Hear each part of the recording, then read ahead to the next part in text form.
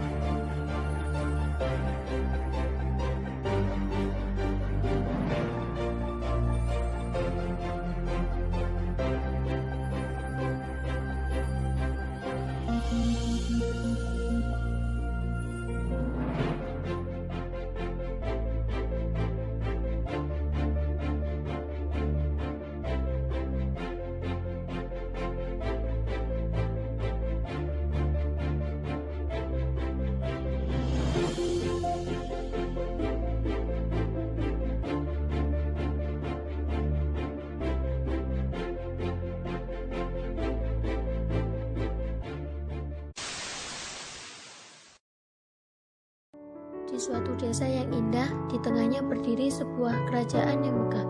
Hiduplah seorang putri yang cantik. Ia masih berumur 9 tahun. Sering bermain di taman belakang kamarnya sendirian. Suatu hari, ia tidak sengaja menemukan seekor kelinci di taman. Jalannya pincang, ternyata kaki si kelinci tertusuk duri tajam. Tidak tega melihat kelinci kecil dan lucu itu kesakitan, Tuan Putri kemudian mencabut duri dari kakinya.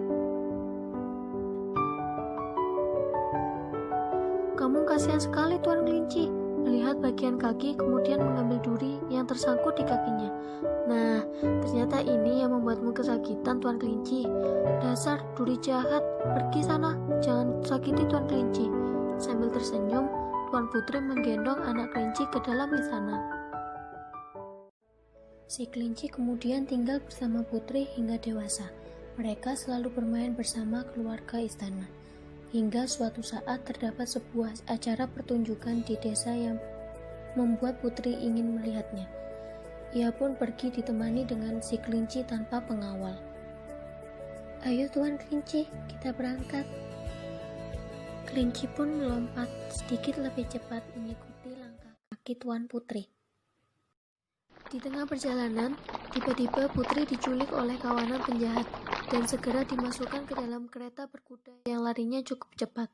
Tidak kehabisan akal, si kelinci melompat masuk dengan cepat ke dalam kereta itu. Di suatu tempat yang gelap, putri dikurung di dalam sebuah sel. Matanya ditutup beserta mulutnya.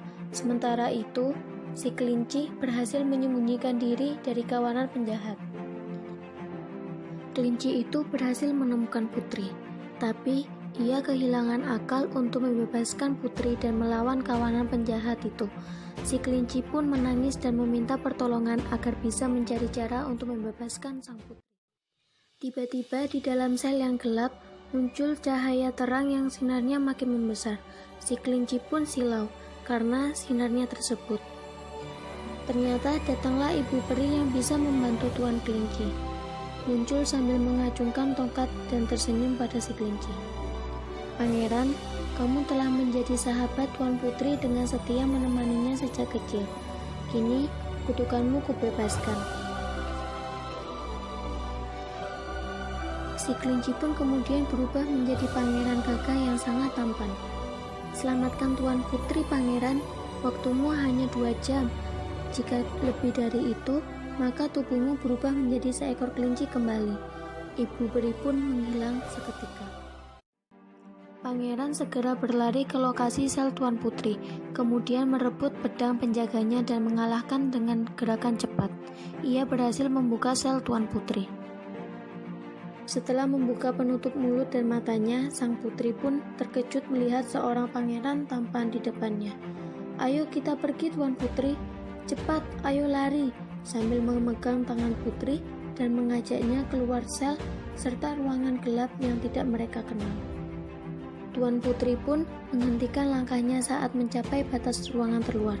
"Tunggu, di mana perginya Tuan Kelinciku?" Membalikan badan, namun segera dicegah oleh pangeran. Pangeran pun memegang pundak Tuan Putri. "Tuan Putri, aku ini kelincimu yang selama ini menemanimu. Sebenarnya aku adalah seorang pangeran yang dikutuk. Waktu kita singkat, ayo kita segera meninggalkan tempat ini terlebih dahulu." Kembali menarik lengan Tuan Putri dan mengajak berlari. Di istana, semua orang telah menunggu Putri dengan cemas. Saat Putri dan pangeran tiba di istana, semua terkejut sekaligus senang melihat kehadiran Putri yang baik-baik saja. Melihat hal itu, Raja mendatangi sang putri dan pangeran.